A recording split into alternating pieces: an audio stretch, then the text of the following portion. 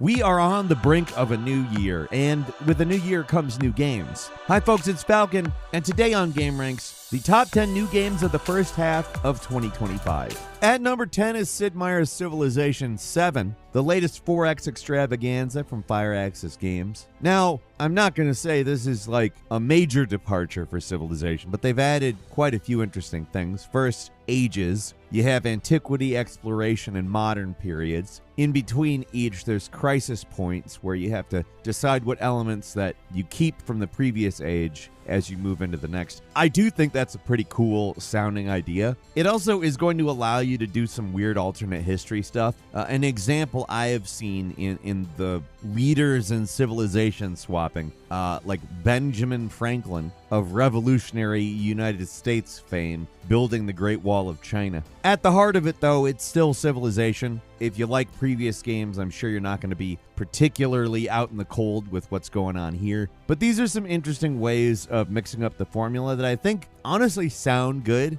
They could not be good. I don't know. We'll see. Obviously, great ideas can be executed well, and bad ideas can turn out better than you expect. So we'll have to wait for the pudding to see if the proof is in it. Civilization VII is coming to PC, and when I say PC, I mean Windows, Mac, and Linux.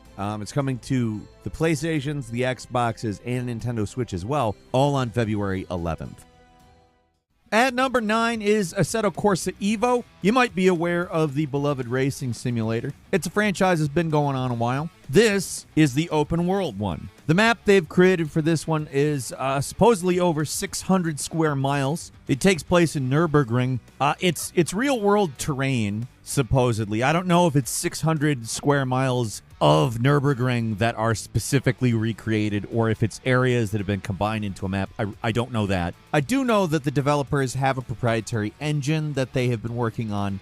This game's going to have a day-night cycle, dynamic weather, and apparently advanced vehicle physics. Now, as you know, vehicle physics are kind of lackluster in racing games as a whole now, whether that's arcade or simulation. So I'm interested to see exactly what they mean by enhanced vehicle physics. This one's going to have VR support as well, which I think is a good thing. Assetto Corsa Evo is coming to PC via early access, at least at first. It is going to land on PS5 and Xbox Series later, but January 16th is where you're going to see it pop up on Steam for your purchase. And number 8 is the first Berserker, Kazan, a action RPG developed by Neopol, or Neopol. I don't know how to say it. I don't want to say nipple, though. They're not going to make me. It's published by Nexon, though. It's allegedly a hardcore action RPG, and it's set in the Dungeon Fighter Online universe. Dungeon Fighter Online has been going since 2005, although we in the West didn't get it till 2015, 10 years in. This is a single-player game. It is a prequel set 800 years before, what you can do in Dungeon Fighter Online now. And it's about the first Berserker, of course, Kazan. It's kind of a cool idea, and if it turns out to be, I would guess this will become a franchise pretty quickly on account. Dungeon Fighter Online's been going for nearly 20 years at this point, has a built-in audience, and a lot of those people also like single-player games, me in particular. I have played Dungeon Fighter Online. I don't ongoingly play Dungeon Fighter Online, but I'm familiar enough that this definitely piques my interest, and also the footage looks pretty sweet. The first Berserker Kazan is coming to PS5, Xbox Series, and PC on March 27th. However, if you want to play it earlier and without paying any money, a demo is coming out on January 16th, and all the save data is transferable to the full game. I love that companies are doing this, to be frank. It's something that gets me in the door immediately. I am supportive of it. Like, demo culture was basically gone for a very long time there, and it really provides a good way to get people into your game. The flip side is you have to prove it's a good game, but for consumers, that's obviously great. I'm pretty excited about this one. First Berserker Kazan looks pretty cool. Moving on to number 7, it's Killing Floor 3, the latest installment in the co-op first-person shooter series.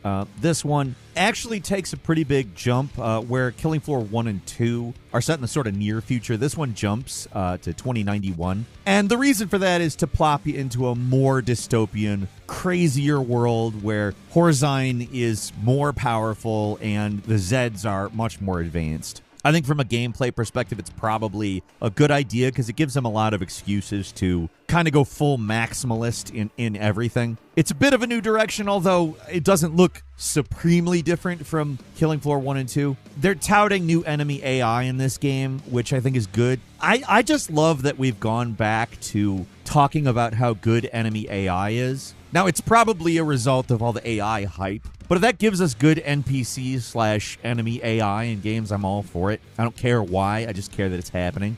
But here's some good news for everybody who's got buddies with different consoles or platforms. Killing Floor 3 is going to have 6-player co-op, and it's cross-play across all of the platforms it's on, so PS5, Xbox Series, and PC. It doesn't have an exact date, but Killing Floor 3 is going to land in March. I'm pretty excited for it. It looks great. Looks like a big upgrade, and who wouldn't want that?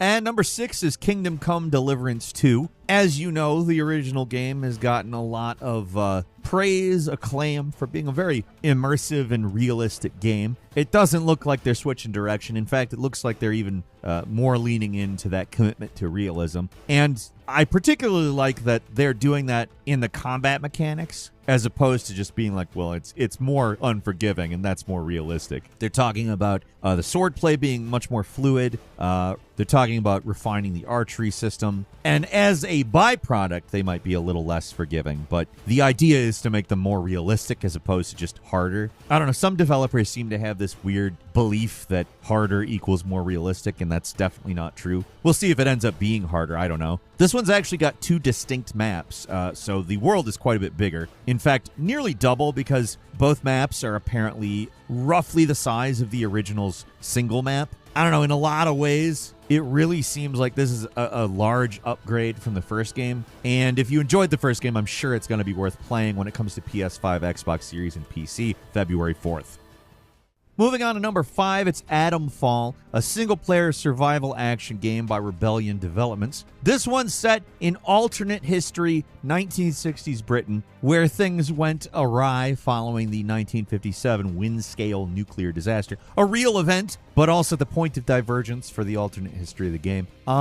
It's 5 years later, you're a lone survivor, and you're in a quarantine zone. That setup might give you Stalker vibes, but it's a little more oriented towards the sort of crafting and survival elements. It's not like a sandbox per se. It's a little more narrative driven, at least from the looks. I could be wrong. The combat looks fairly even-handed between melee and ranged, and looks nothing like Stalker. Like I said, the setup's kind of similar sounding, except for in Britain. But the game doesn't look particularly similar. Atom Fall is going to land on the PlayStations, the Xboxes, PC, and Xbox Game Pass on March 27th. Moving on to number 4, it's Assassin's Creed Shadows, the 14th major installment of the, storied series. Let's be clear, there are some that are better than others. This game is stirring up a little bit of controversy, but if you look into what they're actually trying to do with it, I'm interested in the outcome more than the speculation.